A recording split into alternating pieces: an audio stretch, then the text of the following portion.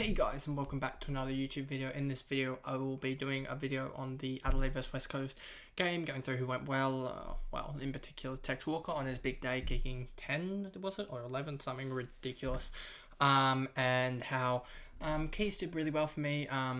LAIRD starting to kill me again, so hopefully he can have a stinker sometime.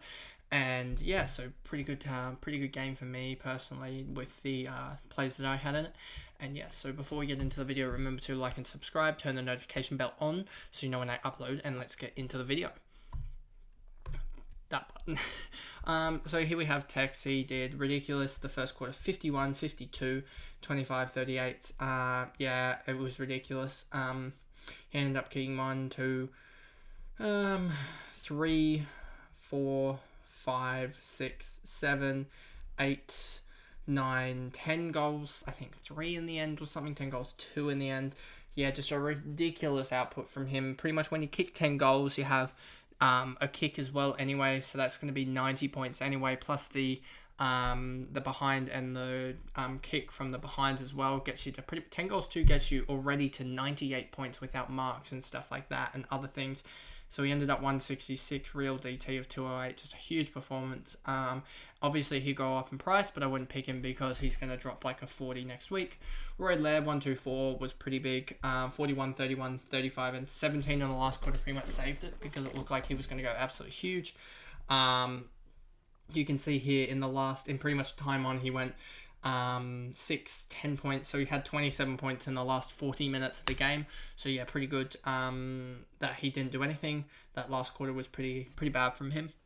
So yeah, just pretty happy that he didn't go absolutely huge, and we'll be getting him or Dawson sometime soon. Dawson 105, pretty good from him. Again, another woeful last quarter.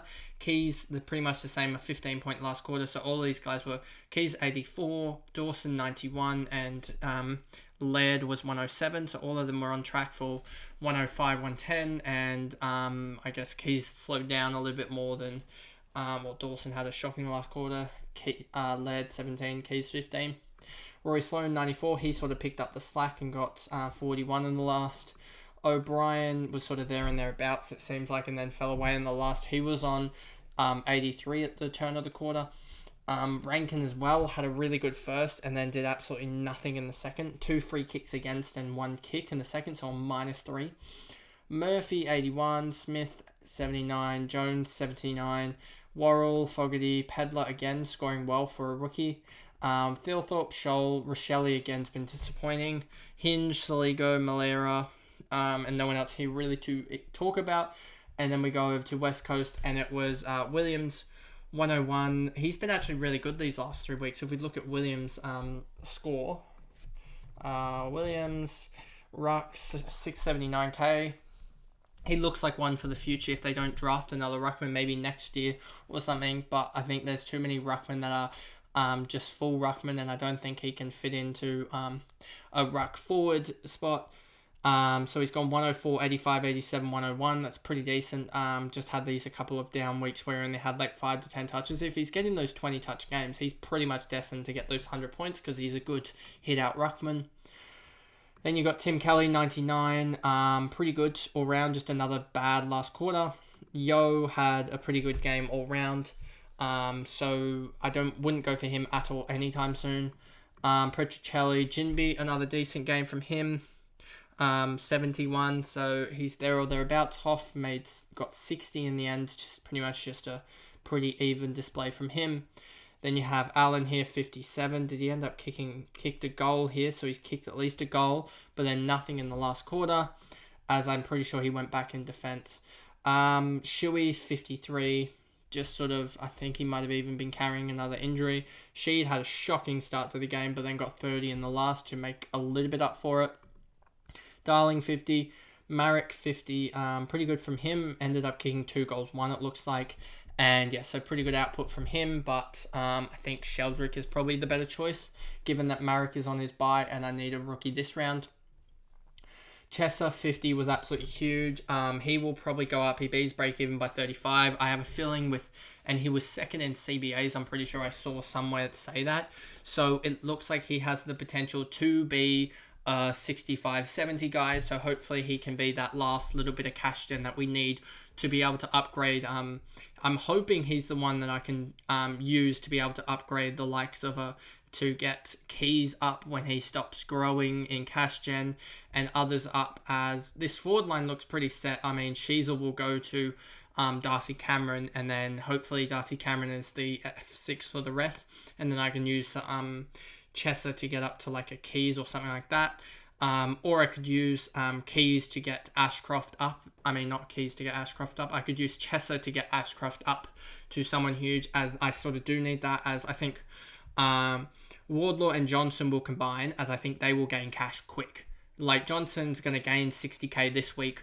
Wardlaw is going to gain a huge amount. If I do think about it right now, in my main team, it would be Chesser out and then Stewart in for Wilmot, and I think that's pretty much it.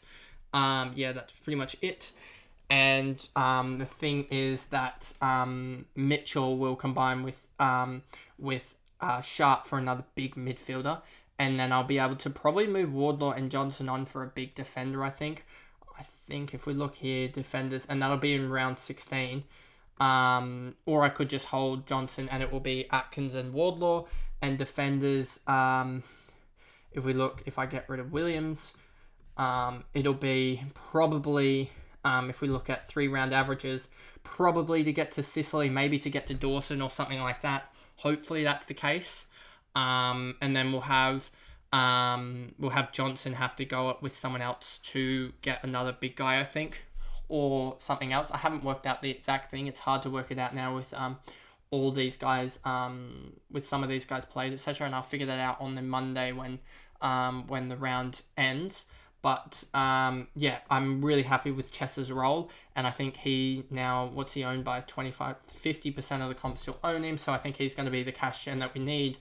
As I've got Sharp, Mullen, and also Long's going to stop his cash gen, I think. If we look at Long, he had a break even of 32, so he's even now going to go down, and he's going to have a break even of like 50, as well as having back down to about 340k or so. So yeah, I got to probably get him out sometime soon as well. So maybe he is the well, I can't actually get him out this week because that would be, it wouldn't be, I'd need another forward, and there are no forwards this week, so I need to hold Long at this point. So yeah, gonna hold Long. So now we move on to O'Neill 49, Witherden 49, Gaff 46, Foley injured, I can't even say his name anymore. Bazo, Hunt, Edwards, True, Clark, and then Long down here. So that's basically the video. Yes, a very quick video, but there isn't much to talk about with these guys anymore.